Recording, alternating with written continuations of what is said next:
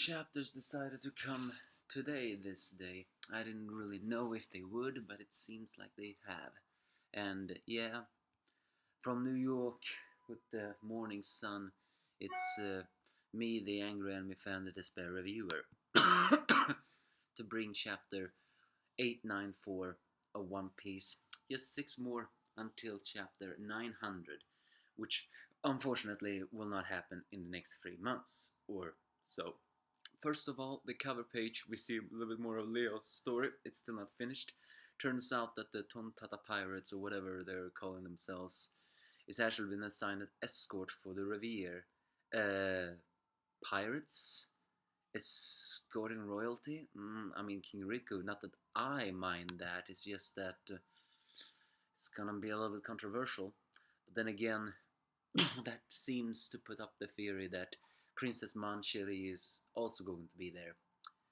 All the different tribes are probably gonna be there, except maybe that long-armed and long-legged tribe that have always been at war with each other. I don't think they are gonna be there. But who knows? Either way, in the chapter itself, we see some more flashback on when Rayleigh trained Luffy. And yes, it turns out that one of the biggest problems of Luffy was not just the observation haki, it was for the fact that he was always so hungry, so he got distracted by that, and got distracted by Rayleigh's dinner, and unfortunately crushed it. So Rayleigh had pretty fitting punishments for every time Luffy failed to dodge an attack 100 times, and that was, you're not allowed to eat. That's a fitting punishment for Luffy. If you really want to put a training through hell to someone like Luffy, then have curfew when it comes to dinner. That's the perfect punishment. So yeah, he eventually Rayleigh sat down with him and began to talk about that Luffy's observation haki was actually more proficient in sensing the feelings of other living things, not just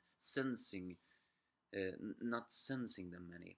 And in fact, it was here that Rayleigh even mentioned Katakuri, or at least said that there were even some that there are among the most powerful in the world. There are those that can see a small glimpse of the future.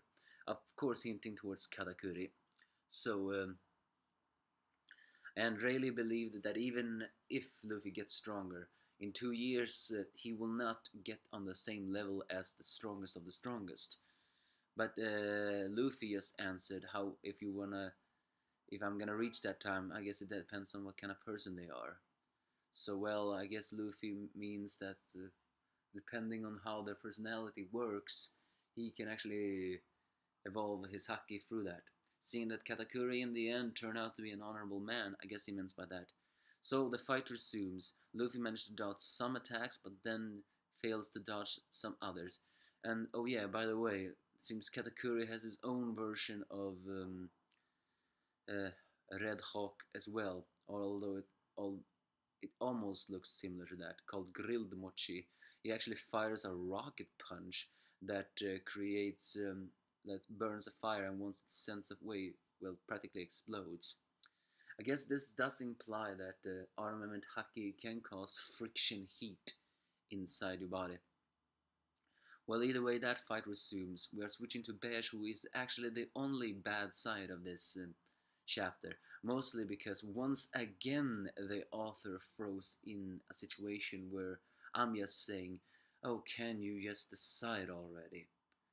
And that is, they're deciding to change direction, or at least Chiffon is, because she realizes that Liquor Island is near Cocoa Island, so if Big Mom has her fill and is not assassinated after this, she can still caught up with the rest. So she wants them to go to Puff's Island, which is a little bit farther away, and therefore they can do it, escape a little bit more. Although, of course, Beige is not exactly a fan of that, but I guess when it comes to his wife, he cannot object. Oh, and by the way, now Big Mom is so skinny she almost looks anorexic, which, by the way, I think a lot of people are going to complain about. Again, throwing in that argument that Big Mom starved for 5 days as a child. Why is she starving so quickly now? Well, I say for story purposes. I mean, I had an argument before that was not about One Piece, but the fact that fiction and reality, and I'm just throwing in the fiction argument here. The author decided to do this. It can also be that the older Big Mom got, the stronger her metabolism got, you know?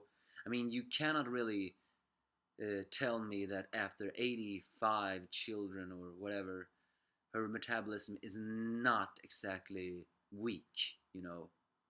Especially if I've given birth to so many. It only makes sense to me. Well, either way, we are also seeing a little bit of Jinbei fights. Well, not Jinbei fight, the Straw Sonic crew, who actually managed to dodge a flying slash attack by uh, Smoothie, confirming that yes, she is at least strong enough to fire a flying slash attack. However, here we have another moment that is actually a little bit upsetting to me. For some reason, she can grow to almost a giant size. And now I'm actually complaining because, I mean, Uda, what the hell is going on here? You already confirmed to us that she's a long-legged tribe member, and her devil fruit has the ability to squeeze aura out of each other. So how the hell is she capable of growing size? Are you trying to tell us that her father was a giant? No, no, no, no, that is impossible. Her father is not a giant, mostly because all the giants hate Big Mom. So how the hell is she capable of growing in giant size? Is this some kind of life return technique?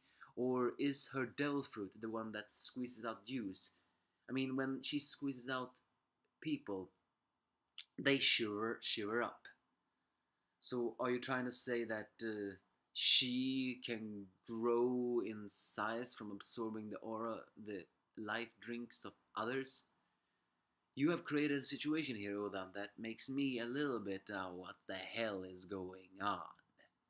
But at least it's confirmed that she can fire a flying slash. And finally, we also see, well, not finally, but at 11 p.m., we see Sanji, who has actually left the group together with Pudding. They are heading towards Kako Island. And here, Sanji says something badass. I doubt it's going to be as badass as Uda is hyping it up to be, seeing that Sanji is Uda's least favorite character.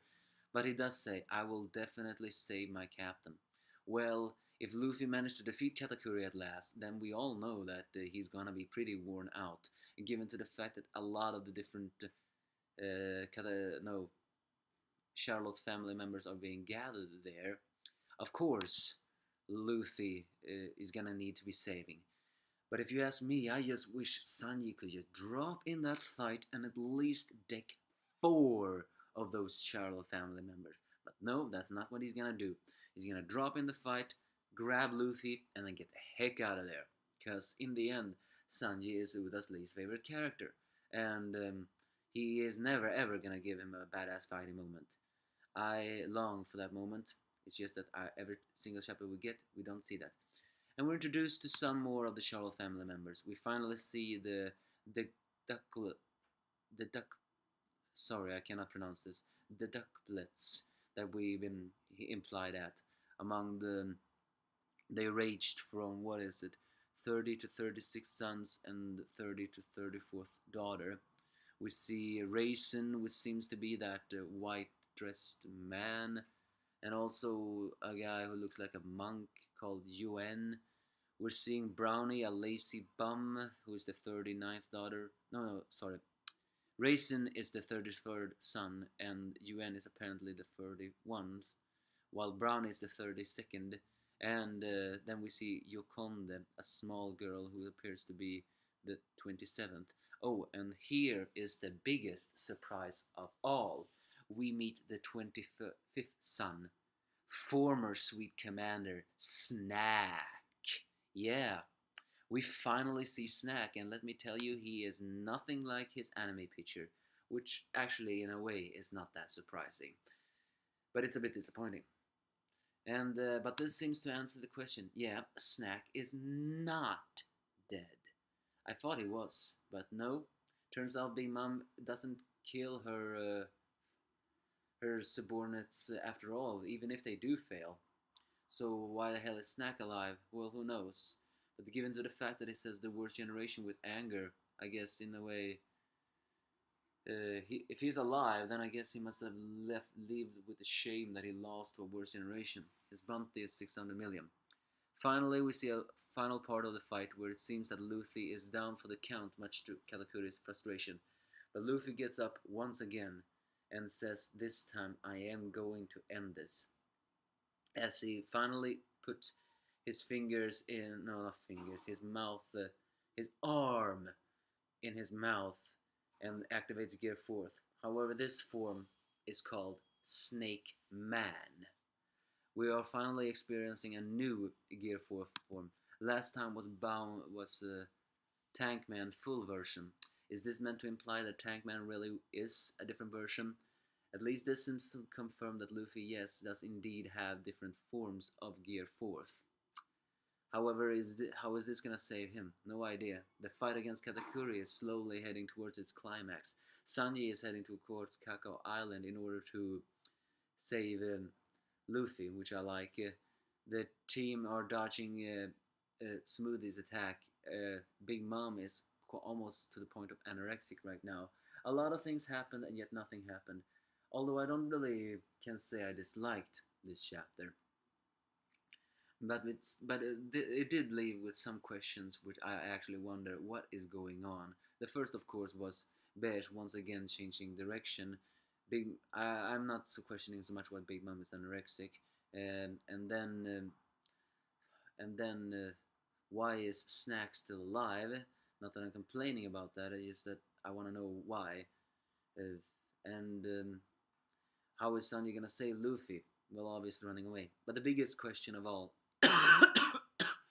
is without any doubt, how the hell could Smoothie just suddenly grow big if she already have a devil fruit? It's definitely connected to her current devil fruit. But you give me your thoughts if you have any.